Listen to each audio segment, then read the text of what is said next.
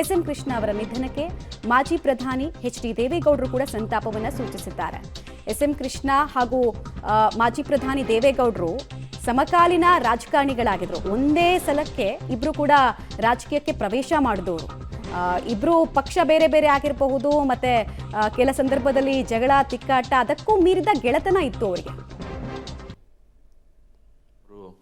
ಇವತ್ತು ನಮ್ಮನ್ನೆಲ್ಲ ಅಗಲಿದ್ದಾರೆ. ಈ ಬಗ್ಗೆ ಮಾತಾಡಲಿಕ್ಕೆ ನಮ್ಮ ಜೊತೆಗೆ ಮಾಜಿ ಪ್ರಧಾನಿ ಎಚ್.ಡಿ. ದೇವೇಗೌಡರು ಇದ್ದಾರೆ. ಮಾತಾಡ್ಸೋಣ. ಸರ್, ಹಿರಿಯ ರಾಜಕಾರಣಿ, ಮಾಜಿ ಕೇಂದ್ರ ಸಚಿವರು. ಈಗ ಎಸ್.ಎಂ. ಕೃಷ್ಣ ಅವರು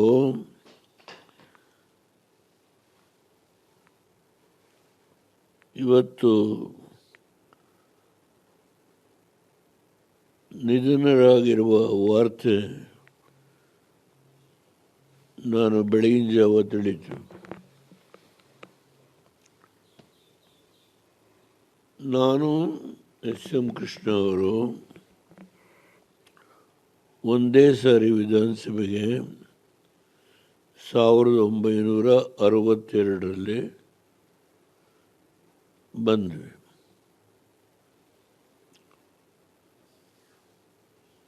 ಅವರ ಸುದೀರ್ಘ ಹೋರಾಟ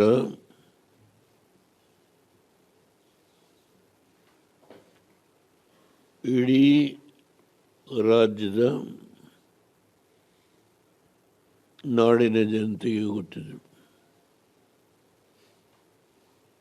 ಶಾಸಕರಾಗಿ,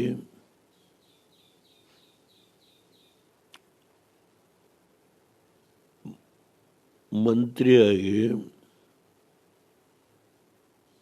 ಡೆಪ್ಟಿ ಸಿ.ಎಂ ಆಗಿ, ಸಿ.ಎಂ ಆಗಿ, ಲೋಕಸಭಾ ಸದಸ್ಯರಾಗಿ, ಕೇಂದ್ರ ಮಂತ್ರಿಯಾಗಿ, ಮಹಾರಾಷ್ಟ್ರದ ರಾಜ್ಯಪಾಲರಾಗಿ, ವಿದೇಶಾಂಗ ಮಂತ್ರಿಯಾಗಿ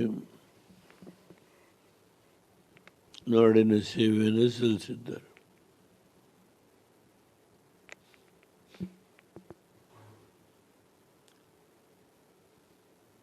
ಅವರು ರಾಜ್ಯದ ಅಭಿವೃದ್ಧಿಗೂ, ಕಾವೇರಿ ನೀರಿನ ಸಮಸ್ಯೆ ಬಂದಾಗ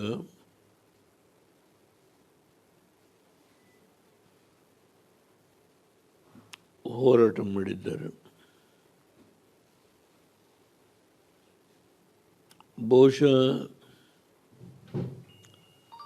ಅಷ್ಟು ಸುದೀರ್ಘವಾದ ಸೇವೆಯನ್ನು ಸಲ್ಲಿಸಿದಂಥ ರಾಜಕಾರಣಿಗಳು ನಮ್ಮಲ್ಲಿ ಇಲ್ಲ ಕರ್ನಾಟಕದಲ್ಲಿ. ಅವರ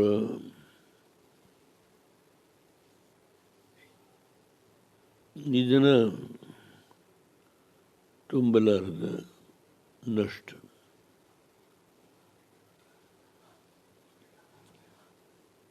ನಾನು ಈ ಸಂದರ್ಭದಲ್ಲಿ ನನ್ನ ಆರೋಗ್ಯ ಸರಿ ಇಲ್ಲ, ಅದಕ್ಕೆ ಈ ಸರಿ ನಾನು ಡೆಲ್ಲಿಗೆ ಬಂದನು ವಾಪಸ್ ಬೆಂಗಳೂರಿಗೆ ಹೋಗಿಲ್ಲ.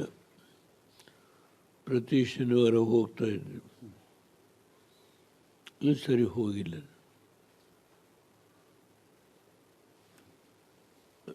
ಅದರಿಂದ ನಾನು ಈ ಸಂದರ್ಭದಲ್ಲಿ ಭಗವಂತ ಅವರ ಆತ್ಮಕ್ಕೆ ಚಿರಶಾಂತಿ ಕೊಡಲಿ, ಅವರ ಕುಟುಂಬದವರಿಗೆ, ಅವರ ಅಭಿಮಾನಿಗಳಿಗೆ ಈ ನಿಧನದ ದುಃಖವನ್ನು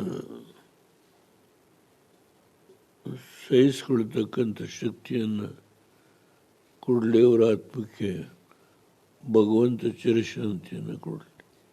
ಸರ್, ನಿಮ್ಮ ಅವರ ನೆನಪುಗಳನ್ನ ಹೇಗೆ ಮೆಲುಕು ಹಾಕ್ತೀರಿ? ಕಾವೇರಿ ಹೋರಾಟದಲ್ಲಿ ಸಾಕಷ್ಟು ಜೊತೆ ಕೆಲಸ ಕೂಡ ಮಾಡಿದ್ರಿ ನೀವು. ಕಾವೇರಿ ಹೋರಾಟದ ಸಂದರ್ಭದಲ್ಲಿ ನಾನು ಕಾವೇರಿ ಒಂದು ವಿಷಯ ಅಂತ ಇಲ್ಲ,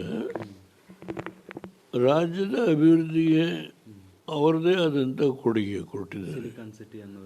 ಕಾವೇರಿ ವಿಷಯದಲ್ಲಿ ಅವರು ನಮ್ಮ ದಿವಂಗತ ಬಾಲಗಂಗಾಧರನಾಥ ಸ್ವಾಮಿಗಳು ಅವರ ಪಾದಯಾತ್ರೆ ಕೂಡ ಮಾಡೋ ಒಂದು ಸನ್ನಿವೇಶ ನಮಗೆಲ್ರಿಗೂ ಗೊತ್ತಿದೆ. ಅವ್ರ ಕೈಲಾದಷ್ಟು ಹೋರಾಟ ಮಾಡಿದ್ದಾರೆ. IT ಕ್ಯಾಪಿಟಲ್ ಮಾಡೋ ವಿಚಾರದಲ್ಲೂ ಕೂಡ ಬೆಂಗಳೂರಿನ ಅದರಲ್ಲೂ ಕೊಡುಗೆ. ಅದ್ರ ಬಗ್ಗೆ ಚರ್ಚೆ ಬೇಡ